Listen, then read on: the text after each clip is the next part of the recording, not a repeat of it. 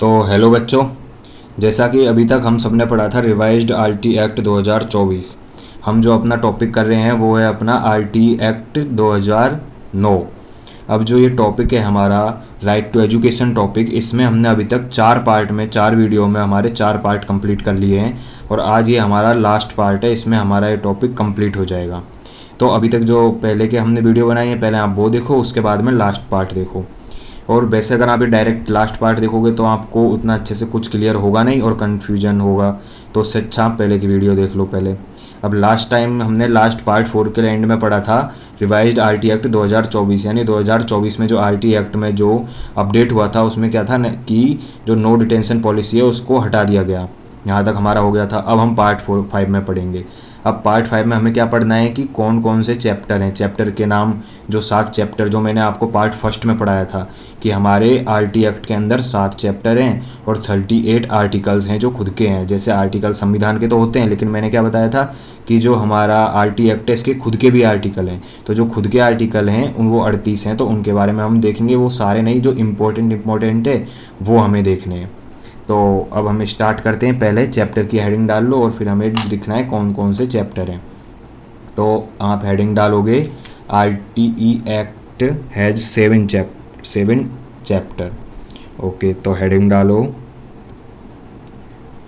Heading यहाँ से आप इसको यूँ ऊपर कर लोगे। आरटीई एक्ट हैज़ 7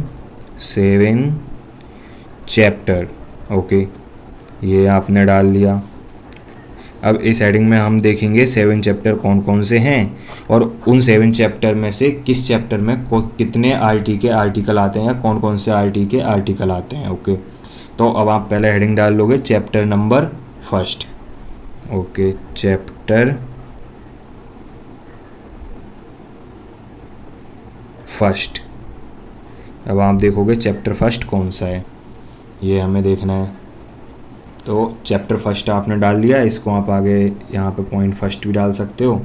तो चैप्टर 1 अब हमें देखना है। चैप्टर 1 के लिए आपको देखना है चैप्टर 1 में क्या है। तो चैप्टर 1 में हमारा है प्रीएम्बल। अब प्रीएम्बल आपको पता ही है, जो शुरुआत में जानकारी होती है कि इसमें क्या क्या है, क्या इसके बारे में है, वो सब प्रीएम्बल में दिया गया होता है। तो हम देखेंगे चैप्टर 1 में होता है प्रीएम्बल। अब प्रीएम्बल में कौन कौन से आर्टिकल आते हैं, आरटी के कौन से आर्टिकल प्रीएम्बल चैप्टर 1 में आते हैं, हमें ये देखना है। तो वो आपको देखना है। तो कौन कौन से आर्टिकल आते हैं वो आप लिख लीजिए। आर्टिकल पहले से लेके दूसरा, यानी फर्स्ट एंड सेकंड भी आप कह सकते हो इसे। फर्स्ट एंड सेकंड जो है वो आर्टिकल हमारे आते हैं प्रीएम्बल यानी चैप्टर 1 के अंदर। ओके, अब आपको देख लेना है चैप्टर 2। अब ये फैक्चुअल नॉलेज है, इसमें समझने जैसा कुछ खास है नहीं, ये आपको बस याद ही करने पड़ेंगे। तो आप देखिए चैप्टर 2 क्या है। चैप्टर 2 के अंदर क्या क्या है। तो चैप्टर 2 के अंदर वही है जो हम इस पूरे आरटी में अभी तक पढ़ते हुए आए हैं, उसी के बारे में है। क्या है जो हम पढ़ रहे हैं, हमारी फ्री एंड कंपलसरी एजुकेशन, उसका हमें अधिकार है, तो वही है इसके अंदर। तो आप लिखिए क्या, right to free and compulsory, क्या कंपलसरी एजुकेशन। तो ये हमारा चैप्टर 2 है। चैप्टर 2 के अंदर हमें इसके बारे में जानकारी दी गई है और ये कितने से कितने तक है वो देख लेना है आपको।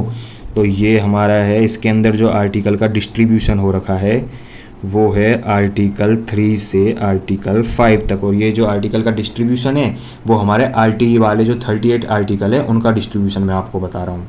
ठीक है, ये आपको पता चल गया। अब चैप्टर 2 के अंदर आपको पता चल गया क्या है, right to free and compulsory education, जो हम पूरे इस आरटी में पढ़ के अभी तक आए हैं उसके बारे में थोड़ा इन्फॉर्मेशन है। और उसके बाद में अब हमें देखना है चैप्टर 3। तो ये डालिए आप तीसरा पॉइंट, क्या है, चैप्टर नंबर 3। अब चैप्टर 3 में क्या है। अब जैसा कि है आपने देख लिया, प्रीएम्बल देख लिया, उसके बारे में इंफॉर्मेशन देख ली। और उसके बाद में अगला क्या है कि ड्यूटीज़ ऑफ गवर्नमेंट, यानी कि जो गवर्नमेंट की ड्यूटी हैं और उनके साथ साथ पेरेंट्स की जो ड्यूटी हैं बच्चों के प्रति, उसके बारे में है। तो ये आप डाल लीजिए, इसमें लिख लीजिए सीधा सीधा पॉइंट कि क्या किस बारे में है चैप्टर 3 में, duties of government, duty of government and parent, यानी पेरेंट्स की ड्यूटी। अब ये कितने आर्टिकल से कितने आर्टिकल है वो आपको लिख लेना है, तो यहाँ लिख लीजिए आर्टिकल 6 से लेके आर्टिकल 11 तक है ये। ओके, अब ये आपने चैप्टर 3 के बारे में जाना। अब चैप्टर 3 के बाद में आपको अगला पॉइंट जानना है चैप्टर 4 के बारे में। अब चैप्टर 4 में क्या है, अब जैसा कि आपने देख लिया चैप्टर 3 में duty of government and parents आ गई। इसको आप थोड़ा सा कर लेंगे, पेरेंट्स, गवर्नमेंट एंड पेरेंट्स की ड्यूटी आ गई। अब इसके बाद में हमारा चैप्टर 3 है, चैप्टर 4 है। तो जो चैप्टर 4 है उसके बारे में हमें देखना है। अब गवर्नमेंट की ड्यूटी आ गई, पेरेंट्स की ड्यूटी आ गई, तो किसकी ड्यूटी बची, अगली किसकी ड्यूटी बची, ये आप थोड़ा सोचो तो उस हिसाब से आपको 4 नंबर भी याद करने में आसानी होगी कि जब गवर्नमेंट और पेरेंट की हो गई, अब ड्यूटी बची है स्कूल की और टीचर की, तो अगला वही होगा।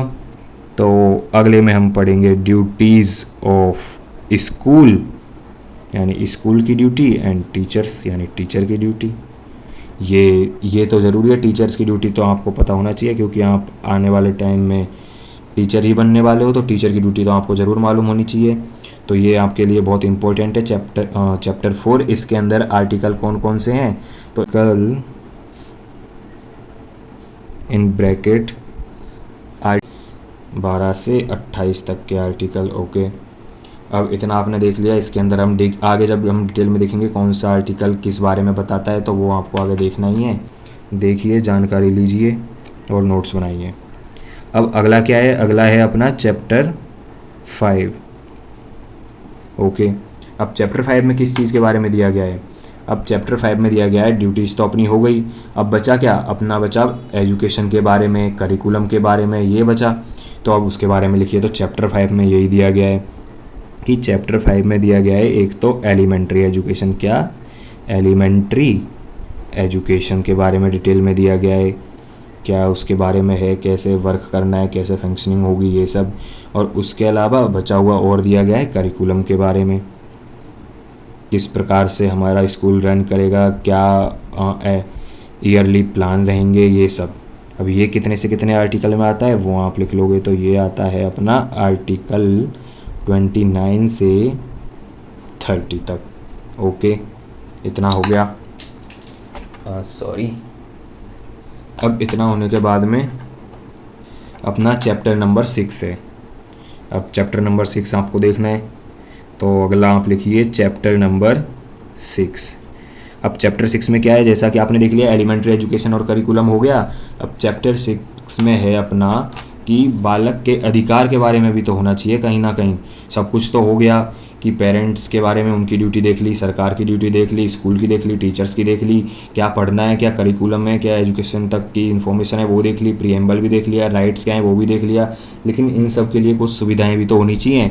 तो अब चैप्टर 6 में वो है प्रोटेक्शन ऑफ चिल्ड्रन राइट। तो ये आप लिख लीजिए, प्रोटेक्शन ऑफ चिल्ड्रन राइट्स, ये आप लिख लीजिए। इतना हो गया। एग्जाम्पल आपको अच्छे से पता ही है, हम पढ़ चुके हैं पिछले पार्ट्स में, NCPCR ये सबसे बढ़िया एग्जाम्पल है इसका। और अब ये आपने देख लिया कि प्रोटेक्शन ऑफ चिल्ड्रन राइट के बारे में चैप्टर 6 में बात करेगा। अब लास्ट अपना बचता है चैप्टर नंबर 7। ओके, अब चैप्टर 7 में क्या है, अगर किसी को पता है तो करो, कमेंट करके बताओ चैप्टर 7 में क्या है। तो चैप्टर 7 में अपना है मिसलेनियस। मिसलेनियस के अंदर जितना भी बचा कुचा जो कुछ आ जाता है इन्फॉर्मेशन, वो सब आ जाता है मिसलेनियस के अंदर। तो लिखिए चैप्टर 7 जो कि हमारा लास्ट है, और इसका अपना है मिसलेनियस। ओके, ये आपको पता चल गया। और इसके जो हमारे NCPCR जो एग्जाम्पल दिया है और इसके जो आर्टिकल हैं वो हमने लिखे नहीं, तो वो आप लिखिए कितने से कितने तक हैं। तो इसमें हमारे जो आर्टिकल होंगे वो होंगे 31 से लेके 34 तक। और अब बचा हुआ अपना मिसलेनियस है, तो इसके आर्टिकल भी आप लिख लीजिए। इसके जो आर्टिकल होंगे वो होंगे 35 से और लास्ट 38, क्योंकि हमारे पास 38 ही आर्टिकल हैं। ओके, इतना हमने देख लिया। अब इतना देखने के बाद में हमें हमारे आर्टिकल देखने हैं। आर्टिकल को हम सेक्शन भी कहते हैं। क्वेश्चन में अगर सेक्शन आए तो आपको कंफ्यूज नहीं होना, आर्टिकल सेक्शन दोनों एक ही चीज़ है। तो अगली हेडिंग डालोगे आप RT एक्ट के आर्टिकल या फिर सेक्शन। अब आप तो दोनों लिख लो ताकि आपको याद रखने में या फिर कभी क्वेश्चन आ जाए आप कंफ्यूज हो जाओ, ऐसा ना हो। आप सोचो आर्टिकल का हमें पढ़ाया है, ये सेक्शन क्या होता है, तो इसलिए आपको हेडिंग में दोनों चीज़ लिख लेनी चाहिए ताकि याद रहे। तो हेडिंग डालिए RTE एक्ट आर्टिकल और साथ ही और सेक्शन, आर्टिकल को सेक्शन भी कहते हैं। ओके, ये आपने हेडिंग डाल ली। अब इसमें हम सारे आर्टिकल तो पढ़ेंगे नहीं, 38 जो इम्पोर्टेंट है हमें वो पढ़ना है, क्योंकि आपने सुना ही होगा स्मार्ट वर्क करना चाहिए, फालतू का जो डाटा है वो हमें फालतू में रटने से कोई मतलब नहीं है। तो अब इसमें हम जब देखेंगे तो इसमें हमें देखना है कि कौन कौन से हमें देखने हैं। तो सबसे पहले अपना आर्टिकल नंबर 3 है, वो इम्पोर्टेंट है। क्यों इम्पोर्टेंट है? अच्छा, एक पॉइंट मैंने आपको बता ही दिया है कि 38 आर्टिकल होते हैं, एक बार फिर भी आप वो लिख लो। वो पॉइंट आप लिख लोगे तो बेटर है कि कितने आर्टिकल होते हैं हमारे पास। वैसे आपको ये पॉइंट मैंने पहले भी लिखवा दिया है, पर एक बार और लिख दो कि RTE एक्ट हैज़ ओन, क्या ओन यानी इसके खुद के 38 आर्टिकल, या आप इसको कह सकते हो सेक्शन। ओके, इसके खुद के 38 आर्टिकल हैं। अब उसमें से अब आपको लिख देना है सबसे पहले आर्टिकल 3।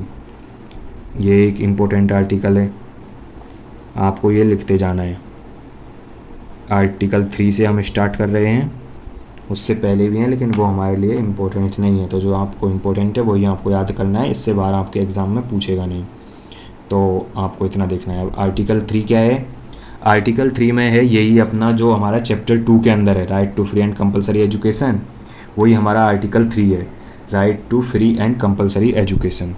तो ये लिख लीजिए आर्टिकल 3 में क्या बताया गया है, right to free and compulsory okay education, ये हमें बताया गया है आर्टिकल नंबर 3 में। क्योंकि जैसा कि अगर आप ऊपर देखोगे तो यहाँ पे आप देखोगे जो चैप्टर 2 है उसमें ये right to free and compulsory education है, वो आर्टिकल 3 से ही स्टार्ट हो रहा है, तो आर्टिकल 3 में हमें इसी के बारे में बताया गया है। ओके, अब आपको आर्टिकल 4 हमारे लिए ज़रूरी है नहीं, हमारे लिए जो ज़रूरी है हम वो पढ़ेंगे। तो अब हमारे लिए ज़रूरी है, अगला है आर्टिकल नंबर 7। तो लिखिए आर्टिकल 7। आर्टिकल 7 क्या है हमारा? फंड रिलेटेड, यानी कि कौन सा फंड कहाँ कितना यूज़ होगा, ये सब जो है वो आर्टिकल 7 में आ जाता है। मतलब फंड रिलेटेड जितना भी क्वेरी है वो सब आर्टिकल 7 में आता है। ओके, फंड रिलेटेड हो गया। अब इसके बाद में हमारे बचते हैं आगे के 7 से आगे के आर्टिकल, लाइक आर्टिकल नंबर 10, ये सब हमें देखना है। तो इन सब के लिए अब आप आगे रेडी होइए। ज़्यादा बड़ा ये पार्ट हमारा है नहीं, अब इससे हम 38 आर्टिकल तक जाएंगे, लेकिन 38 आर्टिकल हमारे सारे हमें नहीं पढ़ने, तो अभी जल्दी हमारा कंप्लीट हो जाएगा, ज़्यादा आर्टिकल नहीं है हमारे पास। तो अब यहाँ से आप करोगे तो आपको देख लेना है। सबसे पहले हम स्टार्ट करेंगे आर्टिकल 10 इस साइड से। ओके, अगला पॉइंट डालो, आर्टिकल नंबर कौन सा? 10। आर्टिकल 10। आर्टिकल 10 क्या है? इसमें हमें दिखाया गया है पेरेंट्स की ड्यूटी। ओके, इस पेज पे आपको थोड़ा सा ये ऊपर कन्फ्यूजन है, इसको आप, ये हमारा टॉपिक जो चल रहा है वो है, तो इसको आप लेके चलें, एक्स्ट्रा ये आपको लिखना नहीं है नोट्स में फालतू। तो आर्टिकल 10 क्या बताता है? पेरेंट्स ड्यूटी, कि पेरेंट्स की क्या क्या ड्यूटीज़ हैं, ये है आर्टिकल 10।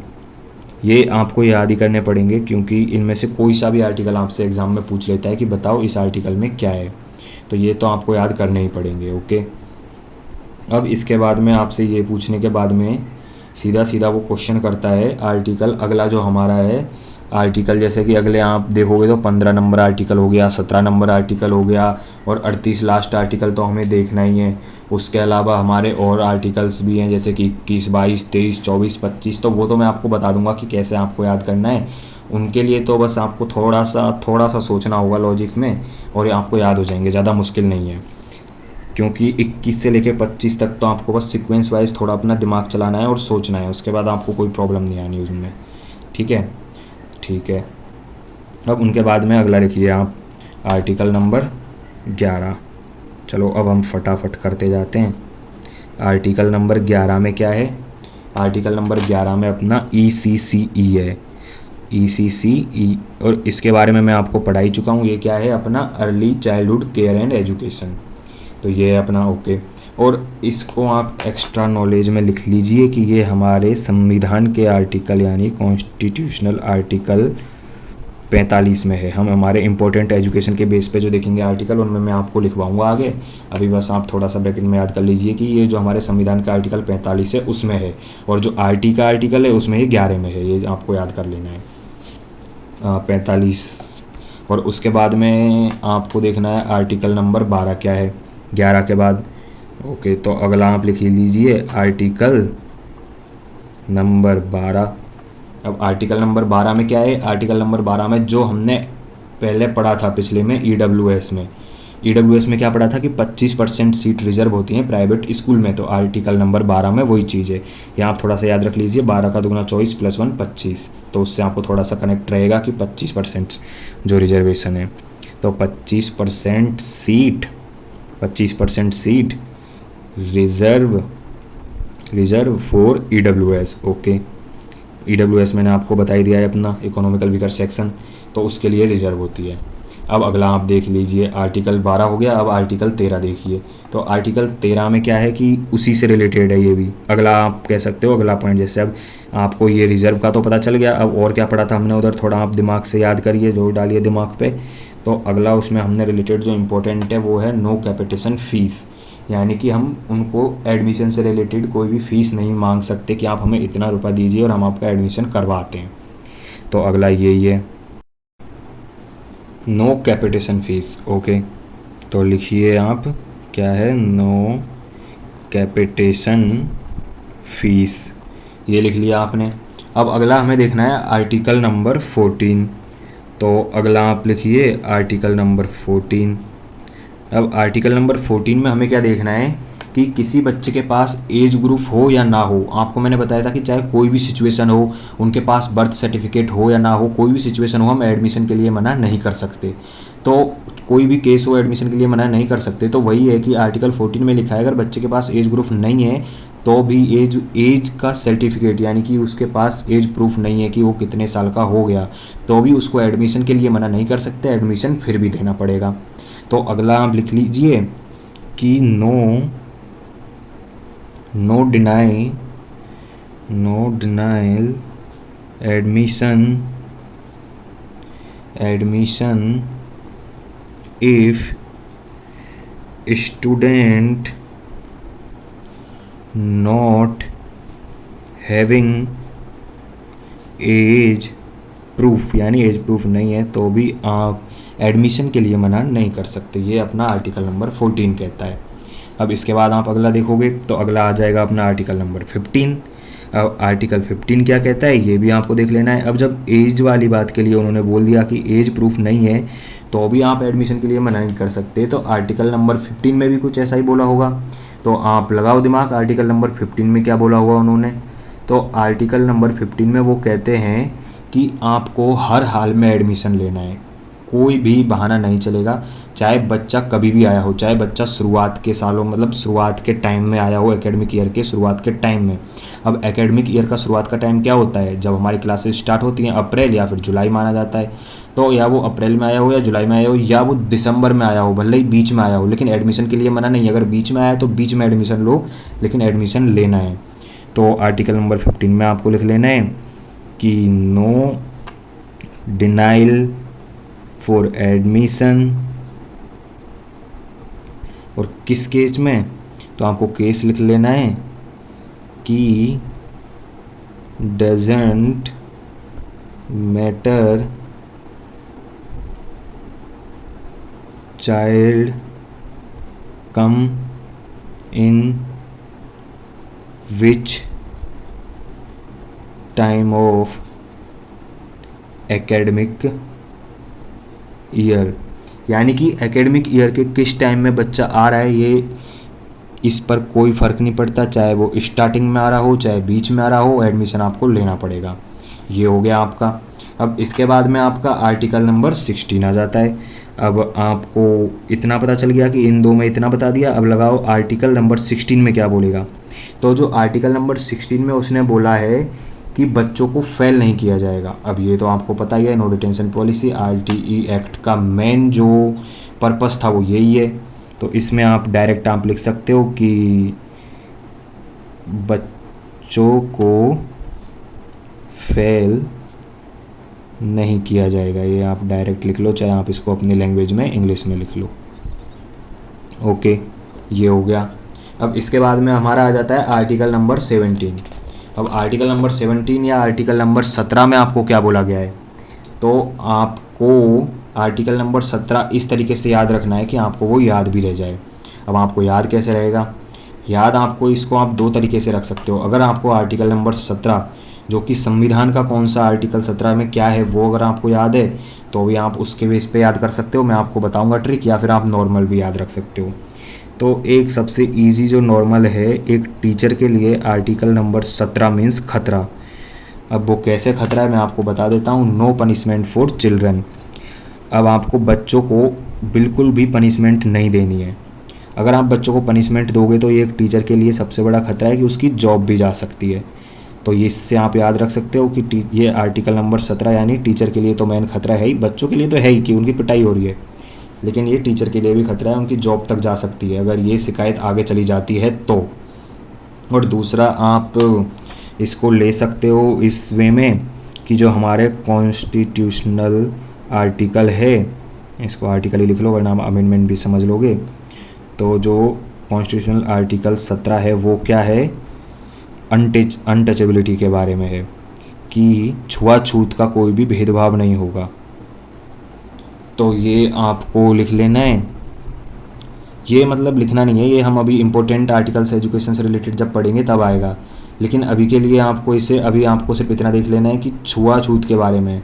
तो इससे थोड़ा सा आप रिलेट कर सकते हो कि आप बच्चों को छू भी नहीं सकते, पनिशमेंट के लिए कुछ नहीं कर सकते। तो सेकंड वाला थोड़ा सा आपको लगेगा ऐसा ही कि ये, लेकिन आप डायरेक्ट अगर ये देखोगे आर्टिकल 17 यानी कि टीचर के लिए है खतरा, तो उससे आप याद रख लो, मतलब थोड़ा सा आपको कनेक्ट हो जाएगा। बाकी तो आपके अगर आपके पास मेमोरी पावर अच्छी है या आपकी कैचिंग पावर अच्छी है तो आप डायरेक्ट याद करो, ये फैक्चुअल नॉलेज है और ये आपको डायरेक्ट याद करनी है। वो मैं थोड़ा सा कनेक्ट कर रहा था ताकि आपको ईजी पड़े याद करने में। अब जो 17 है उसके बाद में हमारा अगला आर्टिकल है जो डायरेक्ट हमारे लिए इम्पोर्टेंट हो जाता है, वो है आर्टिकल नंबर 21। अब 21 से हम स्टार्ट करेंगे। तो मैंने आपको पार्ट फर्स्ट में जो हमारा आरटी का पार्ट फर्स्ट था उसी में बताया था, और फिर एसएमसी टॉपिक पढ़ा रहा था तब भी बताया था कि आर्टिकल 21 क्या है। अब आर्टिकल 21 में क्या है हमारा, एसएमसी स्कूल मैनेजमेंट कमेटी। ये तो आपको सबको मालूम होना ही होना चाहिए, जब से मैं आपको पढ़ा रहा हूँ पहले 4 पार्ट से, तो उसमें मैंने आपको ये बहुत बार जिक्र किया है। अब हमारा जो स्कूल मैनेजमेंट कमेटी हो गया, अब अगला आर्टिकल क्या होना चाहिए। अब अगला आर्टिकल क्या होना चाहिए, इसके लिए आप थोड़ा सा 21 से 25 तक अच्छे से रिलेट करवाओगे, इसलिए मैं आपको बता रहा हूँ। अब जैसा कि ये आप थोड़ा सा अंदाज़ा लगाइए, अगर एसएमसी बन गई तो अगला स्टेप क्या होगा, अगला स्टेप होगा स्कूल डेवलपमेंट का, कि स्कूल डेवलपमेंट कैसे होगा, ये सब इन्हीं का कार्य होता है। तो अगला आर्टिकल भी उसी बारे में है, तो ये आपको थोड़ा सा रिलेट करने को मिल जाएगा कि स्कूल डेवलपमेंट प्लान, ये आपको लिख लेना है। ये आपका रिलेट हो जाएगा कि 21 के बाद 22 में क्या है, डेवलपमेंट। एसएमसी बनते ही डेवलपमेंट प्लान के बारे में देखेंगे। ओके, अब डेवलपमेंट प्लान हो गया। अब मैंने आपको पार्ट फर्स्ट में ही बताया था आर्टिकल नंबर 23 कि आपको 21 और 23 याद कर लेने, इसके बेस पे आपको 4-5 और हो जाएंगे। तो 23 में मैंने आपको क्या बताया था, 23 में अपना सीटेट। अब ये जो हमारा आरटी एक्ट आया था उस समय पर इन्होंने सीटेट को भी अलाउ किया था कि सीटेट टीचर बनने से पहले आपको सीटेट क्वालिफाई करना होगा। सीटेट क्वालिफाई करने के बाद ही आप टीचर के लिए एलिजिबल हो। तो ये उस समय पर आया। उसके बाद से ये आपको पता है 2010 में ये आरटी एक्ट अपना लागू हुआ, 2011 से सीटेट स्टार्ट हो गया था। फर्स्ट सीटेट का पेपर 2011 में हुआ था, तो तब से सीटेट स्टार्ट हो गया। तो ये जो हमने एलिजिबिलिटी है, अब आप सीटेट करके टीचर के लिए एलिजिबल हो जाओगे। एक तरह से अगर आप देखो तो आप प्राइवेट में टीचर बन भी सकते हो या टीचिंग कर भी सकते हो। तो अगर आप टीचर बन गए, अब आप एक तरह से ये मान लो बन ही गए, क्योंकि आपको या तो आपका वैकेंसी वाला पेपर फाइट करना है और प्राइवेट में तो आप डायरेक्ट जाकर टीचिंग करना स्टार्ट कर दो। तो टीचर बनने के बाद में अगला स्टेप आपका क्या होगा, वो आपको आर्टिकल 14 में है, सॉरी आर्टिकल 24 में है।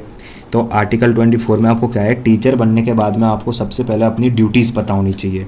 तो 24 में क्या है, टीचर ड्यूटीज़ के बारे में अपना टीचर ड्यूटीज़। अब टीचर ड्यूटी, आपको ड्यूटी पता चल गई। अब ड्यूटी पता चलने के बाद में अगला है आपका आर्टिकल नंबर 25। अब आर्टिकल नंबर 25 में क्या है कि टीचर स्टूडेंट का रेशियो। अब आप काम करोगे, बच्चों को पढ़ाओगे तो एक कंपलसरी है, रेशियो भी तो फिक्स होना चाहिए। ये थोड़ी है आप एक साथ ही 150, 100, 200 बच्चों को पढ़ाओगे, तो रेशियो भी ज़रूरी है। तो अगले 25 में मेंशन किया गया है, और ये रेशियो तो हमने अच्छे से पिछले पार्ट में अच्छे से पढ़ भी लिया है। कितने बच्चों पे कितने टीचर होने चाहिए, कितना एक बच्चे होने के बाद एक प्रिंसिपल आ जाएगा, ये सब हमने पढ़ चुके हैं। तो ये आप पिछले पार्ट में देख लोगे, शायद पार्ट नंबर 3 में ये हमने देखा था। तो टीचर स्टूडेंट रेशियो, ओके, ये हो गया 25 में। अब इसके बाद में इम्पोर्टेंट हमारा आर्टिकल डायरेक्ट आ जाएगा, आर्टिकल नंबर 28। तो अगला आप लिख लोगे, हेडिंग डाल लोगे आर्टिकल नंबर 28। अब 28 में क्या है कि ये सब आपको पता चल गया, आपने टीचर बनने के लिए क्वालिफाई कर लिया पेपर, आपको ड्यूटीज़ पता चल गई, आपका रेशियो पता चल गया, आप टीचर बन भी गए। अब बनने के बाद में आपको एक चीज़ ध्यान रखनी होगी, अगर आप टीचर बन गए हो तो टीचर बनने के बाद आप अपना कोई भी प्राइवेट टीचर या इंस्टीट्यूट, प्राइवेट ट्यूशन या इंस्टीट्यूट आप नहीं चला सकते। तो ये आपको मेंशन किया गया है, नो प्राइवेट ट्यूशन, ओके। अब ये आपने देख लिया 28 में कि आपको जस्ट फैक्चुअल नॉलेज है तो याद करनी पड़ेगी, तो इसमें आपको ऐसा कुछ समझने का है नहीं। प्राइवेट ट्यूशन आप नहीं पढ़ा सकते टीचर बनने के बाद, ये एक इनलीगल चीज़ है। कहीं आप सोच रहे हो कि जब हम गवर्नमेंट टीचर बन जाएंगे तो ट्यूशन भी पढ़ाएंगे बच्चों को, तो ये इनलीगल है, इसीलिए ये RT एक्ट में दिया गया है, ये मैंने आपको बता दिया। अब आर्टिकल नंबर 29 अगला आता है। अब आर्टिकल नंबर 29 में जैसा कि आप बच्चों को पढ़ाओगे, तो आप बच्चों को कैसे पढ़ाओगे। अब आप प्राइमरी बच्चों को पढ़ा रहे हो तो प्राइमरी बच्चों को प्राइमरी एजुकेशन देने के लिए आपको उनकी लैंग्वेज में उन्हें पढ़ाना होगा कि वो किस तरीके से समझेंगे। अब उनकी लैंग्वेज यानी सीधी सीधी बात है मदर टंग, तो आपको मदर टंग में बच्चों को एजुकेशन देनी होगी। तो 29 आर्टिकल हमारा यही कहता है कि मदर टंग में, और इसी को आप संविधान के आर्टिकल से देखोगे तो 350A और 350B में देता है, जो कि मैं आपको बताऊँगा आगे। अभी आप बस इतना सा देख लीजिए, थोड़ा सा दिमाग में ये रखिए, 350 जो कि मदर टंग से रिलेटेड है, जो हमारे संविधान का आर्टिकल है। पर अभी तो हम RT के आर्टिकल पढ़ रहे हैं, तो RT एक्ट के आर्टिकल के बेस पे 29 में ये बोला गया है कि प्राइमरी एजुकेशन जो है वो प्रोवाइड करनी है मदर टंग में, ओके। तो ये आप लिख लीजिए, इन प्राइमरी प्रोवाइड क्या, एजुकेशन किन के लिए, बच्चों के लिए, फॉर चिल्ड्रन, या आप इसको स्टूडेंट भी कह सकते हो, फॉर चिल्ड्रन और स्टूडेंट, किसमें, इन मदर टंग यानी उनकी क्षेत्रीय भाषा भी आप इसे कह सकते हो, या मातृभाषा, मदर टंग, ओके। ये आपको पता चल गया। अब लास्ट हमारा बचता है इम्पोर्टेंट, इसके बाद डायरेक्ट हमारा जो एक इम्पोर्टेंट है 38 आपको जान लेना है। आर्टिकल नंबर 38 में क्या है। अब ये सारे जो आर्टिकल मैंने आपको इतने लिखवाए हैं इम्पोर्टेंट RT के आर्टिकल, ये आपको अच्छे से याद होने चाहिए, ताकि एग्ज़ाम में दिखते ही आप आंख बंद करके ये ले टिक, तो ये आंसर है, ऐसे कर देना है आपको। क्योंकि इसमें से कोई सा भी आर्टिकल आपसे पूछा जा सकता है कि बताओ इस आर्टिकल में क्या है। अब अपन लास्ट बिना टाइम वेस्ट किए हुए लास्ट डिस्कस कर लेते हैं। आर्टिकल नंबर 38 में क्या है, state government right to change anything in RTE act, यानी जो स्टेट गवर्नमेंट है उसके पास अधिकार है RT एक्ट में कुछ भी परिवर्तन करने के। तो ये आप लिख लीजिए लास्ट में, क्योंकि सेंट्रल गवर्नमेंट ने तो इसको लागू कर दिया, अब स्टेट गवर्नमेंट है उसके पास सारे अधिकार हैं, वो कुछ भी चेंज कर सकती है RT एक्ट में। ये पूरा बोला गया है 38 में। अगर उन्होंने बोला नो डिटेंशन पॉलिसी हटानी है, तो वो चाहे 2010 में ही लागू हुआ था और 2010 में 1 अप्रैल की जगह 2 अप्रैल को ही वो हटा देते तो कोई प्रॉब्लम नहीं थी, क्योंकि उनके पास ये अधिकार है कि वो कुछ भी चेंज कर सकते हैं। तो state government right to change anything, किसमें, किसमें, RTE एक्ट में, ओके। ये आपको पता चल गया। अब इतने पे हमारा ये RTE टॉपिक कंप्लीट हो जाता है। लिख देता हूँ मैं आपके लिए, RTE टॉपिक कंप्लीट, यहाँ पे अपना ये कंप्लीट हो गया, ओके, कॉन्ग्रेचुलेशंस। अब आपको अगर कोई कन्फ्यूजन है इन 5 पार्ट में तो आप मेरे से पूछ सकते हो, और नोट्स मैं आपको साथ में प्रोवाइड करा दूँगा। अगर आपको नोट्स चाहिए तो आप कमेंट में बता देना, मैं आपको PDF बना के ये सारे नोट्स प्रोवाइड करा दूँगा, वहाँ से आप डायरेक्टली उतार सकते हैं, वरना वीडियो के साथ साथ भी उतार सकते हैं, आपकी मर्जी है। और कोई कन्फ्यूजन हो तो आप कमेंट में पूछ सकते हैं, वो मैं आपको क्लियर कर दूंगा। और एक लास्ट फाइनल पार्ट 6 बनाऊंगा जिसमें आपको मैं उन क्वेश्चंस को इंपॉर्टेंट क्वेश्चंस को बताऊंगा जो कि एग्ज़ाम के बेस पे ज़रूरी हैं। तो ये पांचों वीडियो आप देख लोगे, इसका कंटेंट याद कर लोगे, इनको अच्छे से समझ लोगे, और कोई कन्फ्यूजन है तो वो आप पूछ लोगे, और सब कुछ क्लियर करने के बाद आप उन क्वेश्चंस को अटैम्प्ट करोगे तो उसमें आपको सारे के सारे क्वेश्चन आने चाहिए। वो मैं आपको वीडियो में लिंक भी प्रोवाइड कर दूंगा टेस्ट की। तो सबके उसमें लगभग 105 क्वेश्चन है, तो 105 के 105 क्वेश्चन आपको आने चाहिए उसमें, तब जाके कोई फ़ायदा है आपका। तो वो मैं आपके लिए लिंक प्रोवाइड करूँगा अगली वीडियो में, जहाँ मैं, या फिर एक काम करता हूँ, मैं इस वीडियो के लास्ट में वो लिंक आपको इस वीडियो में ही डाल दूँगा, ताकि अगले में जब मैं उसको डाउट के रूप में उन क्वेश्चंस को लूँ तो आपको पहले से ही वो आपने कर रखे हों। ओके, तो थैंक यू। इसके अलावा अगर आपको कोई कन्फ्यूजन हो तो आप पूछ सकते हो। बाकी थैंक यू, टेक केयर।